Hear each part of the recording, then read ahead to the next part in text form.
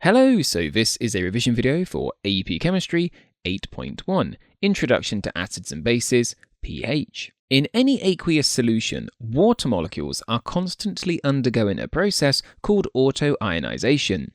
Two molecules react together to form a hydronium ion, H3O+, and a hydroxide ion, OH-. This is a reversible process, and very quickly an equilibrium is reached. Now, this equilibrium lies very far to the left, meaning at any one moment in time, only a tiny proportion of water molecules have actually undergone ionization. Now, in a sample of pure water, the concentration of H3O+ and OH- ions will be very low, and most importantly, they will be equal, because for every one H3O+ ion that gets produced in the ionization process, an OH- ion also gets produced, meaning in pure water, the concentrations of each must be the same. However, if in a solution that isn't pure water, the concentration of H3O+ ions is greater than the concentration of OH- ions, we describe the solution as acidic.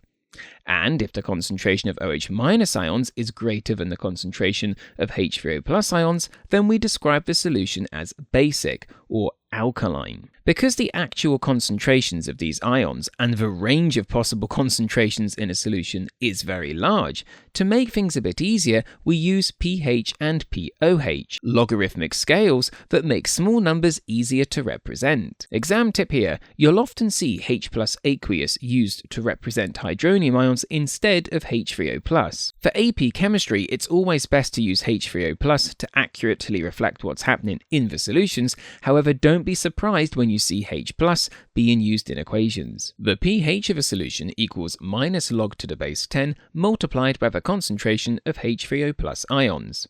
And the pOH of a solution equals minus log to the base 10 multiplied by the concentration of OH- ions. Now, we've already seen that in pure water, the concentrations of H3O+ and OH- ions are equal.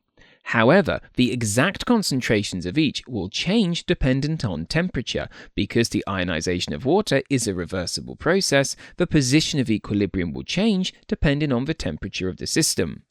Now, the position of this equilibrium can actually be described using something called Kw, the ionic product of water, where Kw equals the concentration of H3O+ ions multiplied by the concentration of OH- ions.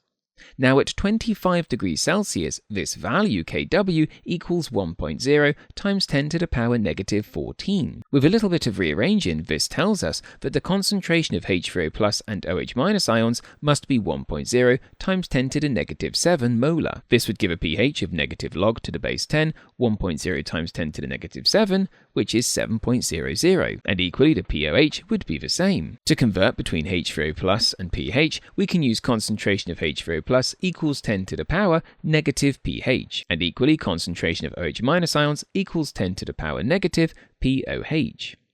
You can also move between pH and pOH using pH plus pOH equals 14, but that is only for 25 degrees Celsius. Exam tip here, don't get confused. Neutral means concentration of H3O+ and concentration of OH- are the same. Pure water will always be neutral. However, its pH value will change depending on temperature, because the actual concentrations of H3O+ and OH- are temperature dependent, based upon the equilibrium position from the ionization of water. Why do we need to use pH and pOH? Well, the actual concentrations of H3O+ and OH- can be very small or very large, meaning a huge range of possible values.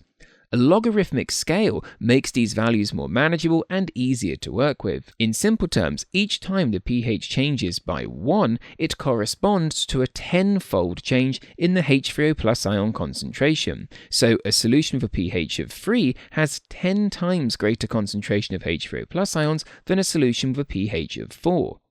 Equally, a solution with a pH of 5 is 100 times more acidic than a solution with a pH of 7. A high concentration of H3O+ ions means a low pH, and a low concentration of H3O+ ions means a higher pH.